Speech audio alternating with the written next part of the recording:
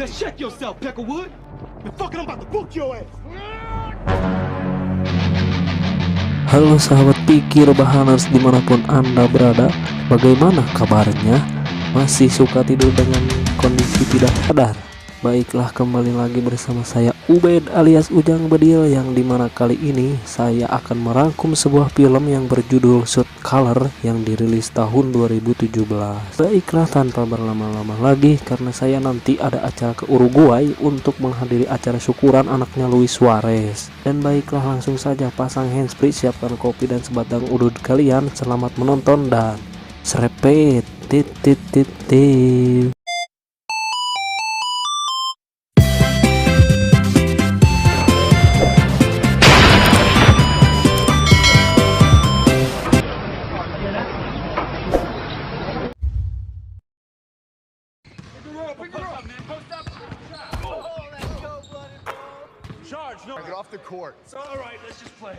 Film ini akan bercerita tentang seorang pria yang bernama Jacob. Dia adalah seorang pekerja kantor biasa yang memiliki hidup normal dan seorang ayah yang memiliki istri dan seorang anak yang masih kecil.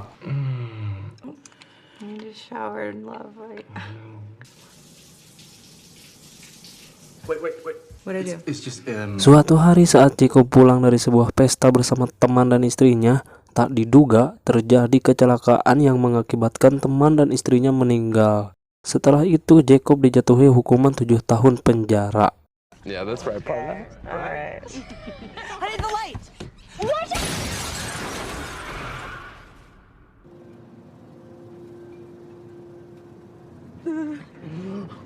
Dan disinilah semuanya berawal.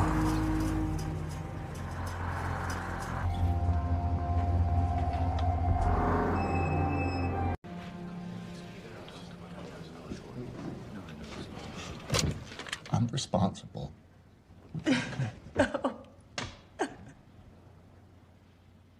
Jacob yang pertama kali masuk penjara harus bisa menyesuaikan diri agar bisa hidup di penjara tersebut.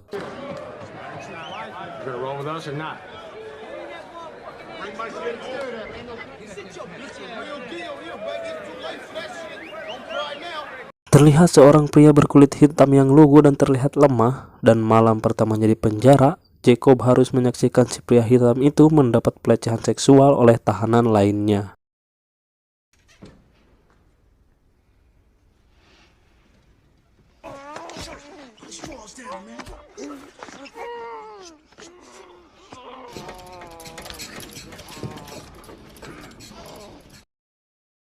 Di situ Jacob sadar bahwa untuk bertahan hidup, dirinya harus terlihat kuat dan punya keberanian tinggi. Untuk itu Jacob pun berkelahi dengan salah satu anggota geng di sana, sehingga dirinya harus mendekam di ruang isolasi selama 30 hari.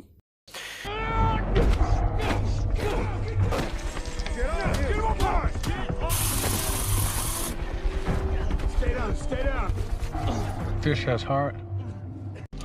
Step in. Leave your dirties by the door.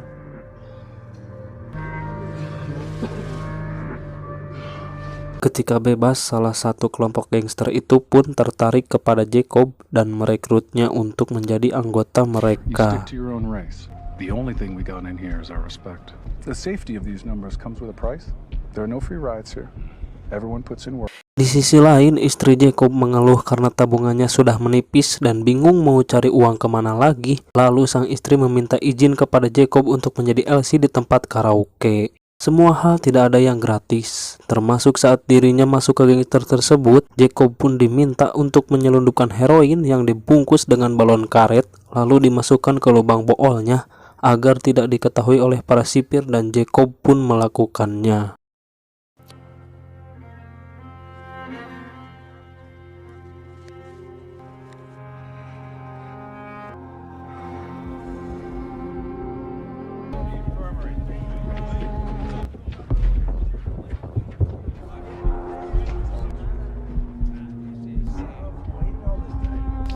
No loitering, Jenkins. Let's go. Keep good hygiene, sir.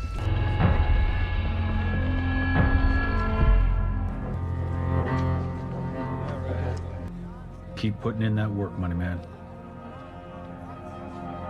Tidak cukup sampai situ, jika Jacob ingin benar-benar masuk lebih dalam kepada kelompok gangster itu, Jacob harus membunuh tahanan dari geng lain di sana, dan Jacob pun berpikir berulang kali untuk melakukannya. Tapi jika Jacob mundur, otomatis rasa keamanannya saat ini akan lenyap seketika. Lalu Jacob pun memberanikan diri untuk melakukannya, dan itu adalah pembunuhan pertama Jacob selama hidupnya.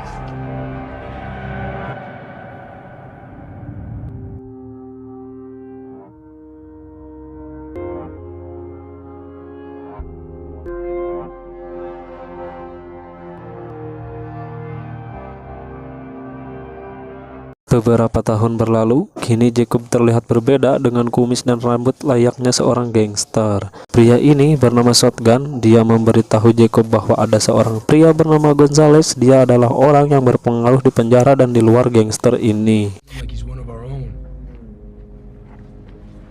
Suatu hari terjadi kerusuhan antar geng di mana Jacob terpaksa ikut saat itu.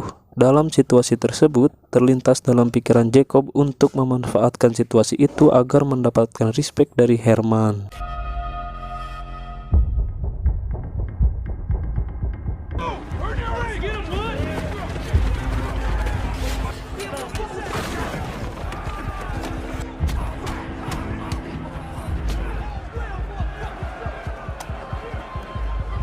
Saat seorang tahanan akan menyerang Herman, Jacob langsung mengejarnya dan berhasil membunuh tahanan itu sehingga Herman merasa hutang budi padanya.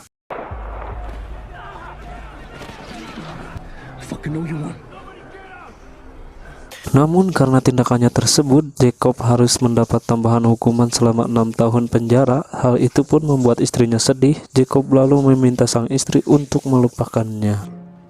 Forget I exist.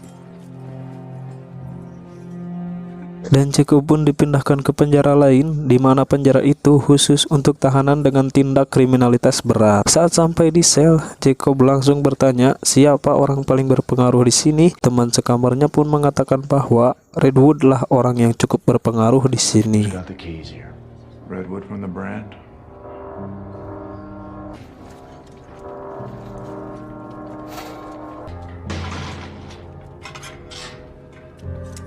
Setelah bertemu, mereka pun berbincang dan Redwood mengatakan bahwa dia bukan penguasa sebenarnya di dunia gangster karena hanya ada satu pemimpin tertinggi yang bernama The Beast. The Beast sendiri dikurung terpisah dengan yang lain karena tahanan itu khusus untuk tahanan yang berbahaya. Karena itu, Jacob pun melakukan perkelahian dengan salah satu tahanan berbahaya di sana.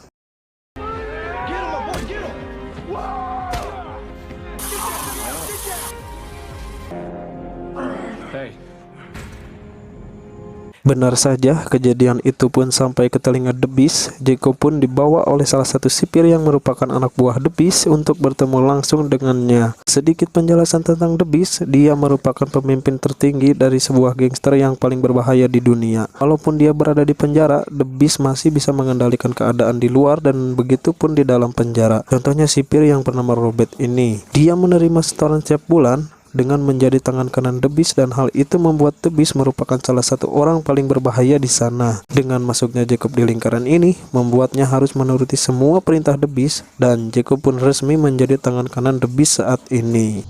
Welcome to the family, brother. Beberapa tahun berlalu, Jacob pun mendapat pengurangan masa tahanan sehingga beberapa hari lagi dia akan bebas dari penjara. Itu membuat Jacob lega karena akhirnya dia bisa mengakhiri semua mimpi buruk ini, tapi ternyata tidak semudah itu. Karena The Beast memberikan tugas kepada Jacob untuk mengurus bisnisnya di luar sana. Jacob yang menolak pun dipaksa untuk mau karena The Beast mengancam keselamatan keluarganya jika dia menolak. Lalu Jacob pun mau tidak mau terpaksa harus mengikutinya. Excuse me. Did I Setelah keluar dari penjara, Jacob pun langsung disambut oleh Shotgun yang sudah keluar 2 tahun yang lalu. Dia pun mengajak Jacob ke sebuah pesta untuk menyambut kedatangan Jacob. Tapi tiba-tiba terjadi penembakan di pesta tersebut yang sepertinya bertujuan membunuh Jacob. Entah siapa yang menyuruhnya, tapi kita akan tahu nanti. Esoknya, Jacob menemui Herman yang dimana dia adalah orang yang pernah ditolong oleh Jacob saat di penjara. Tujuan Jacob datang adalah untuk berbisnis senjata sesuai dengan perintah dari The Beast. Dengan semua tindakan Jacob saat di penjara, membuatnya mendapat kepercayaan dari semua orang yang berpengaruh di lingkaran ini. Di sisi lain, Jacob diam-diam menemui istrinya tanpa ada orang yang tahu, karena jika ada salah satu anggota gangster tahu, maka keluarganya tidak akan aman. Jacob pun memberikan uang kepada istrinya, namun dia menolaknya. Baiklah, sampai di sini saya akan menjelaskan situasinya. Jadi setelah semua yang telah dilakukan Jacob, sebenarnya itu merupakan sebuah keinginan untuk bertahan hidup, dimana jika dia tidak menjadi apa-apa di penjara, mungkin saja sekarang dia sudah mati. Namun masalahnya sekarang adalah Jacob terlanjur terjebak di lingkaran tersebut dan tak bisa kembali ke kehidupan normalnya. Esoknya, sang istri membawa anak Jacob untuk menemuinya. Anak Jacob yang sudah besar pun mengungkapkan kekecewaannya kepada Jacob karena tidak pernah memberinya kabar selama ini. Padahal Jacob melakukan itu untuk melindungi mereka berdua. Your mom, are on your own trajectory now. I get why you pushed us away. It was to protect us. Let us help you get back on your feet. Please. Then stay away.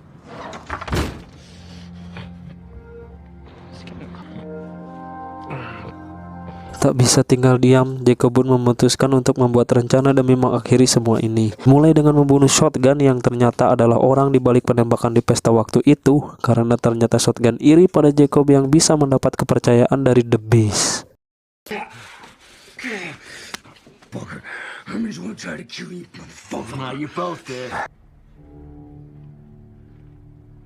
Selanjutnya, Jacob tinggal mengurusi bisnis The Beast. Di tengah perjalanan, Jacob pun diam-diam memberikan lokasi transaksi senjata itu kepada polisi. Dan ketika sampai, polisi langsung menggerebek lokasi tersebut dan terjadilah adu tembak yang mengakibatkan Herman dan semua anggota gangster tewas. Jacob yang sudah mengetahui itu hanya tiarap dan menjadi satu-satunya orang yang selamat dalam insiden itu.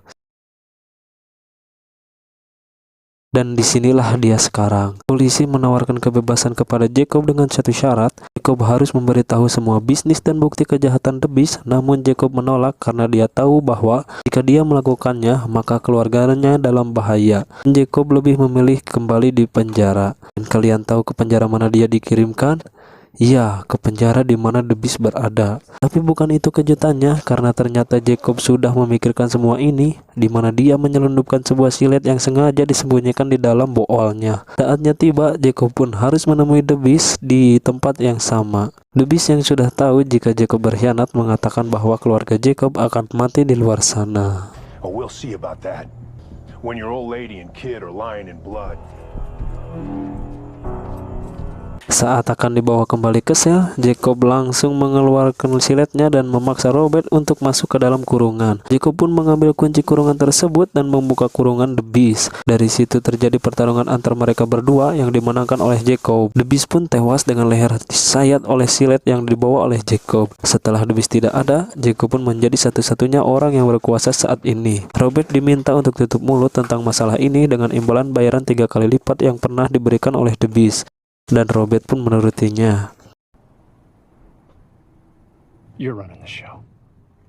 Setelah semua yang terjadi, akhirnya Jacob pun bisa tenang karena anak dan istrinya bisa tenang dan aman di luar sana. Dan Jacob sendiri harus menerima fakta bahwa dirinya akan mendekam di penjara selamanya. Tamat.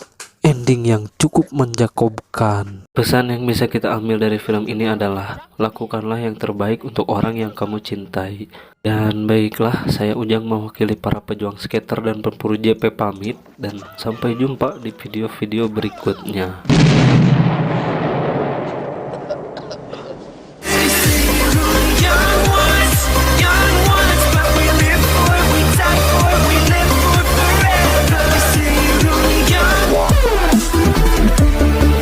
We'll be right back.